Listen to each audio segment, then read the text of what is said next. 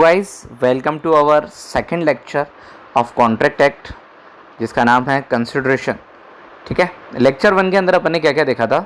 Offer plus acceptance equal to agreement, और उसके अंदर ये भी देखा था अपन ने कि एग्रीमेंट के साथ साथ कॉन्ट्रैक्ट कैसे बनता है, कॉन्ट्रैक्ट के टाइप्स क्या है, ऑफर के टाइप्स क्या है, एक्सेप्टेंस के टाइप्स क्या है, वो सारी बातें देखी थी। लेक्चर 1 के अंदर थोड़ी सी ऑडियो प्रॉब्लम आ रही है, मैं ट्राई करूँगा उसको जल्दी रिजॉल्व करने की। बाकी लेट्स ट्राई, लेट्स होप कि इसके अंदर ऐसी प्रॉब्लम ना आए। तो स्टार्ट करते हैं विदाउट वेस्टिंग ए टाइम। कंसिडरेशन, आपको पता है कंसिडरेशन अपने आप में काफ़ी इंपॉर्टेंट टॉपिक है, क्योंकि एक चीज़ जैसे आप सबको पता है कि विदाउट कंसिडरेशन कोई भी कॉन्ट्रैक्ट नहीं हो सकता। यानी हर कॉन्ट्रैक्ट के अंदर कंसिडरेशन का होना ज़रूरी है। अरे यार, जिस कॉन्ट्रैक्ट में पैसा ही नहीं होगा, जिस कॉन्ट्रैक्शन में मनी नहीं होगी, उस कॉन्ट्रैक्ट को पूरा करने में किस पार्टी का इंटरेस्ट होगा। इसलिए consideration must be necessary for all types of contract. Define पढ़ के देखते हैं कंसिडरेशन का। An agreement without consideration is a bare promise not binding upon the parties. अगर किसी कॉन्ट्रैक्ट के अंदर कोई कंसिडरेशन नहीं है तो वहाँ पे पार्टीज़ को बाउंड नहीं किया जा सकता। वहाँ पे पार्टीज़ अपने प्रॉमिस को पूरा करने के लिए किसी भी तरीके से कोई भी बाउंड नहीं है। कंसिडरेशन कितना होना चाहिए, इसके रिगार्डिंग लॉ साइलेंट है, ध्यान रखना। सबसे बड़ी बात बोल रहा हूँ, कंसिडरेशन कितना होना चाहिए इसके रिगार्डिंग लॉ कंप्लीटली साइलेंट है। कंसिडरेशन इन समथिंग, कुछ के बदले कुछ, समथिंग इन रिटर्न, यही कंसिडरेशन है। अरे जैसे मेरा 50 लाख का हाउस है, मैं चाहूँ तो उसको 10 में, 15 में, 20 में, 25 में, 30 में, मेरी इच्छा हो जितने में बेच सकता हूँ, बस शर्त है कि मिनिमम स्टैम्प ड्यूटी वैल्यू के ऊपर। इसके रिगार्डिंग लॉ साइलेंट है कि कंसिडरेशन होना चाहिए, कितना होना चाहिए, लॉ उसके बारे में साइलेंट है। चलो आगे। अब एक वैलिड कंसिडरेशन के लिए क्या क्या चीज़ होना ज़रूरी है। पहला, consideration must move at the desire of the promisor. Consideration में move at the desire of the promisor. मुझे बताओ, प्रोमिसर प्रोमिसी दो बंदे थे। प्रोमिसर वो बंदा जो जिसने ऑफर दिया है, और प्रोमिसी वो बंदा जिसको ऑफर दिया है, यानी जो ऑफर को एक्सेप्ट करेगा। पहला पॉइंट कितना इजी आया सामने। क्या पॉइंट बोल रहा है कि कंसिडरेशन किसकी डिज़ायर पे डिपेंड होना चाहिए, प्रोमिसर। अरे जैसे ए ने बी को ऑफर दिया है 50 लाख रुपीज़ में हाउस सोल्ड करने का, बी उस ऑफर को एक्सेप्ट करता है, अमाउंट पेड करता है, दोनों के बीच में एग्रीमेंट हो जाता है, कॉन्ट्रैक्ट हो जाता है। यहाँ मुझे बताओ कंसिडरेशन की अमाउंट क्या थी, 50 लाख। अमाउंट किसने डिसाइड की थी, ए ने या बी ने, ए ने। तो पहला पॉइंट क्या करना चाह रहा है, consideration must move at the desire of promisor. मतलब कंसिडरेशन प्रोमिसर के डिज़ायर पे डिपेंड करेगा। प्रोमिसी अपने अकॉर्डिंग डिज़ायर नहीं कर सकता। वापस एक ही बात रिपीट कर रहा हूँ, कंसिडरेशन प्रोमिसर के डिज़ायर पे होगा।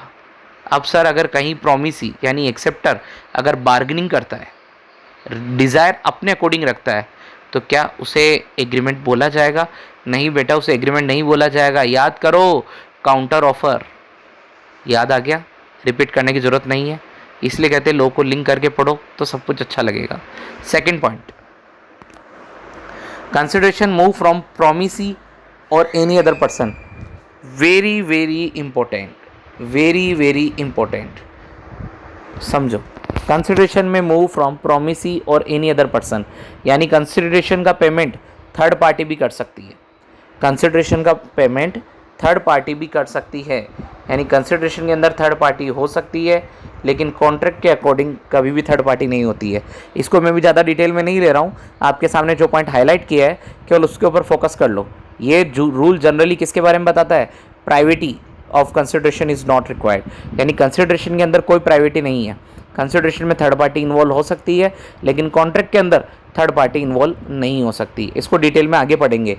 ये जो केस है चिन्मय वर्सेस रमन्या, इसको आपको याद करना है। ये केस चिन्मय वर्सेस रमन्या, अभी तक याद करो, दो ही केस याद कराए मैंने, एक तो थॉमस वाला, दूसरा चिन्मय वाला, कंसिडरेशन प्रायोरिटी वाला। No adequate consideration is required, अभी बोला कंसिडरेशन होना कंपलसरी है, विदाउट कंसिडरेशन कॉन्ट्रैक्ट वैलिड नहीं है। कंसिडरेशन कितना होगा इसके बारे में लॉ साइलेंट है। कंसिडरेशन समथिंग इन रिटर्न होना चाहिए। अगला, consideration must B lawful, lawful तो होना ही चाहिए ना यार। कंसिडरेशन रियल होना चाहिए, नॉट इलस्ट्री, मतलब कोई जादू टोना नहीं है, मैजिक नहीं है। कंसिडरेशन रियली में पेमेंट करना पड़ेगा। अजम्पशन नहीं मान सकते कि माना कि तुझे पैसे मिल गए। अरे तो माना कि से कॉन्ट्रैक्ट थोड़ा ना होगा। कंसिडरेशन का पेमेंट रियल में होना चाहिए। Done, okay. कंसिडरेशन में be promise to do something और अब्सटेंड फ्रॉम डूइंग समथिंग। ये तो आपको कॉन्ट्रैक्ट में बताया था, एग्रीमेंट में बताया था कि एग्रीमेंट किसी काम को करने के लिए और किसी काम को नहीं करने के लिए हो सकता है। एग्रीमेंट फॉर डू समथिंग और नॉट डू समथिंग। उसी तरीके से कंसिडरेशन का पेमेंट किसी काम को करने के लिए, फॉर डू और फॉर नॉट डू समथिंग, दोनों के रिगार्डिंग हो सकता है। यानी अगर आप किसी अगली पार्टी को किसी चीज़ का पेमेंट इस कंडीशन पे करते हो कि वो फ्यूचर में ऐसा काम दोबारा ना करे, तो consideration for not do something. और किसी काम को करने के लिए दिया तो कंसिडरेशन फॉर डू समथिंग। शानदार topic. Consideration past, present, future तीनों टाइम्स में हो सकता है। यानी कंसिडरेशन का पेमेंट पहले कर दिया हो, कॉन्ट्रैक्ट बाद में हो, कॉन्ट्रैक्ट के साथ में पेमेंट किया हो, या कॉन्ट्रैक्ट के बाद में पेमेंट किया हो, तीनों की तीनों कंडीशन वैलिड है। तो कंसिडरेशन को इसेंशियल वैलिड कॉन्ट्रैक्ट के लिए कितनी कंडीशन है? डिज़ायर पे होना चाहिए, प्रॉमिस ही ट्रांसफ़र करना चाहिए, पास्ट प्रेजेंट फ्यूचर होना चाहिए, रियल होना चाहिए, वगैरह वगैरह। एक बार रिवाइज कर लेना बेटा, एक प्रायोरिटी वाला कंसेप्ट तगड़ा था जो कि आगे जाके आ रहा है। सबसे फेवरेट और मेरा सेक्शन नंबर 2 जिसको आपको याद करवा रहा हूँ। ये प्रॉमिस है मेरा, एग्ज़ाम के बाद याद करोगे कि नंबर कैसे सिक्योर करवा दिए मैंने। जो सेक्शन बोल रहा हूँ, जो आपको केस स्टडी बोल रहा हूँ, केवल उनको याद कर लो। केस स्टडी के नाम से, सेक्शन के नाम से। रिज़ल्ट के दिन सच्ची मज़ा आ जाएगा। और बस एक काम जरूर करना, रिज़ल्ट के दिन पेपर अगर अच्छा बैठे, अपने नोट से बैठे, तो कमेंट बॉक्स में जाके कमेंट जरूर कर देना। Okay. Exception of the rule, no consideration no contract. यानी बिना कंसिडरेशन के कॉन्ट्रैक्ट नहीं हो सकता। ये बात अपन ने पहले ही पढ़ी थी, लेकिन इसके 1 नहीं 2 नहीं, कितने एक्सेप्शन है? 7। मैं नीचे से चालू कर रहा हूँ। कंसिडरेशन का एक्सेप्शन नंबर 7, चैरिटी। अरे अगर आपने किसी को चैरिटी दी है तो उस चैरिटी के अंदर कंसिडरेशन थोड़ा ना होता है। चैरिटी तो फ्री में दिया जाती है। चैरिटी को आप कोई कंसिडरेशन नहीं मान सकते, ठीक है। यानी कंसिडरेशन में विदाउट चैरिटी के अंदर विदाउट कंसिडरेशन भी वो वैलिड माना जाएगा। बेलमेंट के केस में भी कोई रिक्वायरमेंट नहीं है। बेलमेंट आगे डिटेल में आ रहा है, यानी गिरवी वाला कंसेप्ट। एजेंसी के केस में भी कोई कंसिडरेशन रिक्वायर्ड नहीं है। Point number 4, completed gift. Completed gift का मतलब ये होता है ऐसा gift which once made can not be recovered. ऐसा गिफ्ट जो कि एक बार देने के बाद जिसको दोबारा रिकवर नहीं किया जा सकता। एक बार ऐसे गिफ्ट को दे दिया डोनर ने तो उसको वापस रिकवर करने का कोई ऑप्शन नहीं है। ऐसे गिफ्ट के अंदर भी आपका कंसिडरेशन होना रिक्वायरमेंट नहीं है। अरे किसी ने किसी को बर्थडे पे कोई गिफ्ट दे दिया, कोई चीज़ किसी के नाम करवा दी, किसी भी चीज़ से दे दी जहाँ पे डोनर का, देने वाले का कोई इंटेंशन नहीं है उस गुड्स को वापस लेने का, तो ऐसे डोनेशन के अंदर भी आपका कंसिडरेशन होना रिक्वायरमेंट नहीं है। ओके, अब आओ सर, टाइम बेरिड डेब्ट थोड़ा सा भारी पड़ता है, ध्यान से समझना। टाइम बेरिड डेब्ट का एक एग्जांपल याद करना। यहाँ पे ईयर वाइज लिमिटेशन है, ये ईयर वाइज लिमिटेशन 3 ईयर। आ जाओ समझो, पहले रूल क्या कहता है। क्रेडिटर जो होता है ना, क्रेडिटर कौन पर्सन होता है? जो अपन से पैसा मांगता है। तो क्रेडिटर अपने अगेंस्ट मनी की रिकवरी करने के लिए कितने टाइम में केस कर सकता है? 3 ईयर्स। कब से? जब से वो पैसा ड्यू हुआ है उसके 3 साल के अंदर अंदर वो अपने अगेंस्ट केस कर सकता है। लेकिन एक बार वो 3 ईयर लैप्स हो जाते हैं उसके बाद वो अपने अगेंस्ट केस नहीं कर सकता, क्योंकि वो कौन सा डेप्ट हो चुका है? टाइम बेरिड डेप्ट। यानी टाइम बेरिड डेप्ट यानी वो अब उसका टाइम पीरियड एक्सपायर हो चुका है। लेकिन इसके भी एक्सेप्शन है। कब टाइम बेरिड डेप्ट विदाउट कंसिडरेशन भी वैलिड होगा, इन्फोर्सिबल कब होगा? अरे सोचो, जिसको आपने पैसा दिया वो पैसा 3 साल से ज़्यादा क्रॉस कर चुका है। दूसरा, तो भी डेटर्स ईमानदार है, पैसा देने के लिए प्रॉमिस कर रहा है, प्रॉमिस उसने रिटर्न में किया है, प्रॉमिस पे साइन करके दिया है। अब वो क्रेडिटर विदाउट कंसिडरेशन भी आफ्टर 3 ईयर उसके साथ कॉन्ट्रैक्ट कर सकता है। बात समझ में आई? रूल ढंग से वापस समझना बेटा एक बार वापस। एक क्रेडिटर आपसे मनी रिकवरी करने के लिए विद इन 3 ईयर आपके अगेंस्ट केस कर सकता है। 3 ईयर बाद वो टाइम बेरिड डेप्ट हो गया, ठीक है। लेकिन एक टाइम बेरिड डेप्ट विदाउट कंसिडरेशन भी वैलिड कैसे हो सकता है? यानी आफ्टर 3 ईयर भी वो केस कैसे कर सकता है, कैसे वैलिड हो सकता है, कहाँ से कंसिडरेशन आ सकता है? 4 कंडीशन, चारों नॉर्मल है। डेटर्स ने पेमेंट एक्सेप्ट कर लिया है, यानी आफ्टर 3 ईयर देने के बाद का भी एक्सेप्ट कर लिया है। डेटर्स उस पेमेंट को प्रॉमिस कर रहा है पेड करने का, ऐसा प्रॉमिस रिटर्न के अंदर है, और डेटर्स ने ऐसे पे साइन कर दिया है प्रॉमिसी पे, तो वहाँ पे अब आफ्टर 3 ईयर भी उससे रिकवरी किया जा सकता है। यानी विदाउट कंसिडरेशन टाइम बेरिड डेब्ट भी वैलिड है। आओ अब condition number 2, past voluntary service. इसको समझना एक चीज़ ध्यान से। आपने कोई पास्ट में वॉलेंट्री सर्विस दे दी, कंपलसरी सर्विस नहीं दी, वॉलेंट्री सर्विस दे दी, वॉलेंट्री सर्विस और कंपलसरी सर्विस में क्या डिफरेंस होता है? वॉलेंट्री यानी अपनी इच्छा से, कंपलसरी यानी कंपलसरी था। तो अगर आपने कोई वॉलेंट्री सर्विस दी है जो कि पास्ट में दी है, क्या जब आपने सर्विस दी उस टाइम में कुछ बाउंडेशन था कि भाई आपको कंसिडरेशन मिलेगा मिलेगा? नहीं था ना। तो बिना कंसिडरेशन के भी अगर आपने सर्विस दी है तो क्या ऐसी सर्विस के लिए आपको बाउंड नहीं किया जा सकता? यस, किया जा सकता है। सर कुछ समझ में नहीं आया, एग्जाम्पल लो। एग्जाम्पल ये था कि ए का बेटा खो गया था।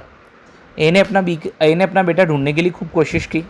उसने आपको कम्युनिकेट नहीं किया कि आप मेरा बेटा ढूंढो, लेकिन बी को उसका बेटा रास्ते में कहीं मिल जाता है। अब बी उसके बेटे को वहाँ से उसके घर तक लेके जा रहा है।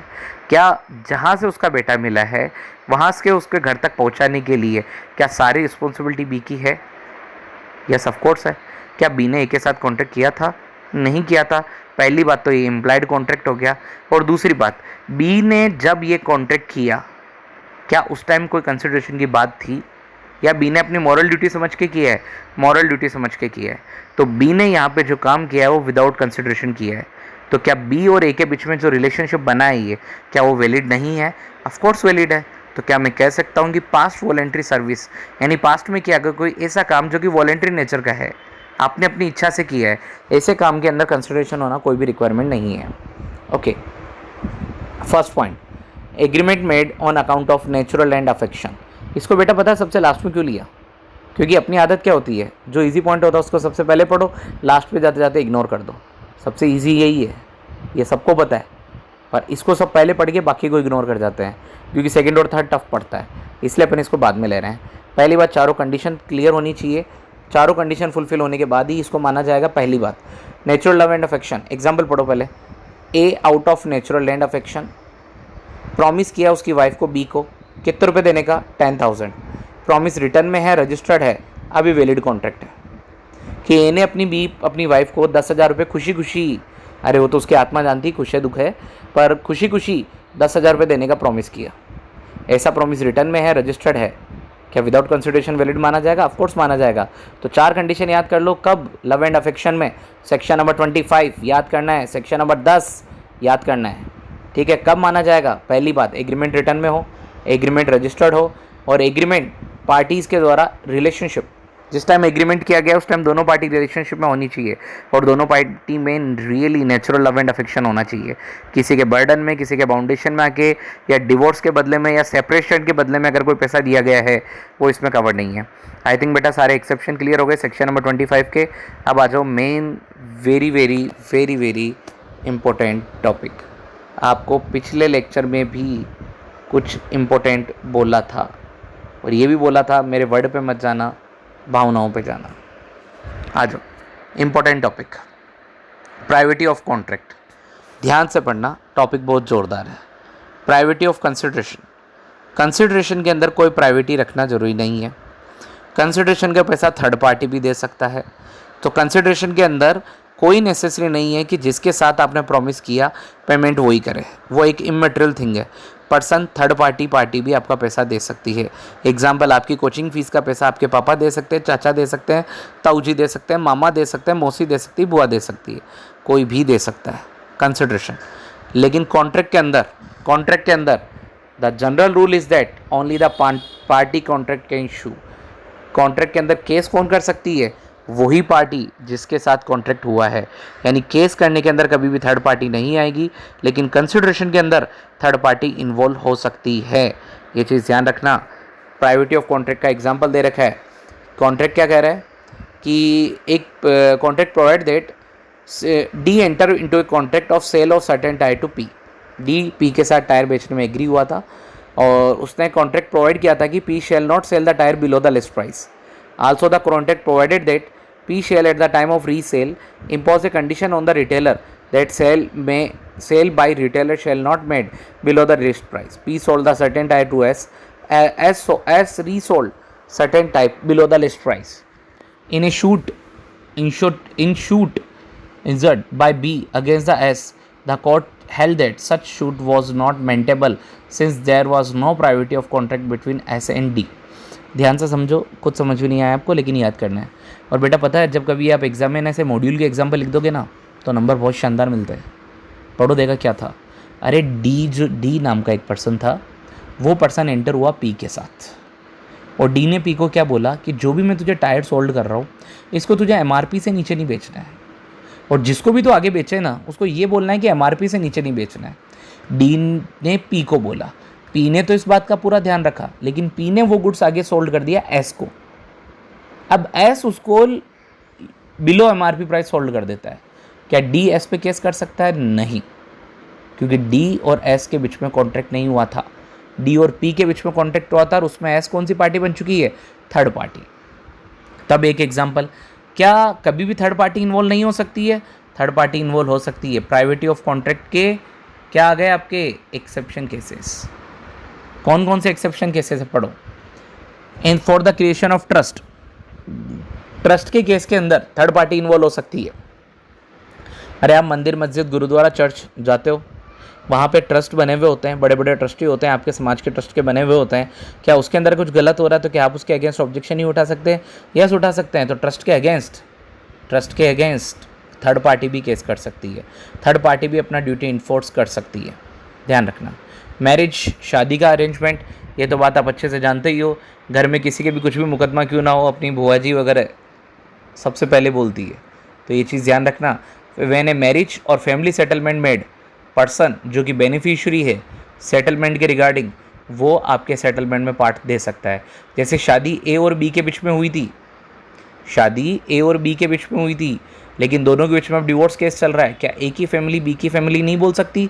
बोल सकती है। क्या ए की फैमिली और बी की फैमिली के बीच में कॉन्ट्रैक्ट हुआ? क्या नहीं। क्या वो थर्ड पार्टी है? यस। लेकिन क्या वो बोल सकती है? यस, क्योंकि वो एक्सेप्शन के अंदर कवर है। एग्जाम्पल पढ़ लेना। एजेंसी के केस के अंदर बोला जा सकता है। असाइनमेंट, समझना, आपने कोई काम किसी थर्ड पार्टी को असाइन कर दिया, तो अब थर्ड पार्टी को इन्वॉल्व तो आप कर ही चुके हो। क्या आप थर्ड पार्टी केस कर सकती है? ऑफकोर्स कर सकती है। एस्टोपल, एस्टोपल ध्यान से, एस्टोपल का मतलब होता है मान ना मान मैं तेरा मैं मान, ज़बरदस्ती का कॉन्ट्रैक्ट आपने खुद ने अपने ऊपर ले लिया। सोचो, एल को पैसा देना था, चलो एल एम एन नाम कन्फ्यूजिंग लग रहा है पर तो नाम ईजी लेते हैं। ए को पैसा देना था बी को, पर उसने किसको दे दिया? सी को। और सी को क्या बोला कि जब भी तू घर पे जाए तब ये पैसा बी को दे देना, और फ़ोन पे बी की और सी की बात करवा दी। सी ने बी को कंफर्म कर दिया कि हाँ मैं आपको थर्ड टाइम पे पैसा दे दूंगा। हाँ मुझे बताओ, सी टाइम पे पैसा नहीं दे पाता, क्या ए बी के अगेंस्ट, बी सी के अगेंस्ट, सी बी के अगेंस्ट केस कर सकता है? यस, जबकि कॉन्ट्रैक्ट किस किस के बीच में था? ए और बी। सी कौन सी पार्टी थी? Third party. लेकिन उसने एस्टोपल अपने ऊपर जिम्मेदारी ले ली, अपने ऊपर एक्सेप्टेंस ले ली, इसलिए थर्ड पार्टी भी अब इन्वॉल्व हो चुकी है। और running of the land, court case अगर रनिंग में मैटर पे चल रहा है जमीन के मुकदमे पे, तो वहाँ पे थर्ड पार्टी बोल सकती है। तो फटाफट से बेटा कंसिडरेशन का लेक्चर्स अपन ने कवर कर लिया ओनली जस्ट इन 17 मिनट्स। फटाफट से एक बार, कंसिडरेशन में क्या था? Consideration, without consideration contract valid नहीं होगा, और उसके अंदर इसेंशियल कंडीशन की आपके साथ कंडीशन आई थी। उसके बाद आपका सेक्शन 25 क्या कहता था? नो कंसिडरेशन नो कॉन्ट्रैक्ट, सारी कंडीशंस ओके। उसके बाद आपका privity of contract very very important था।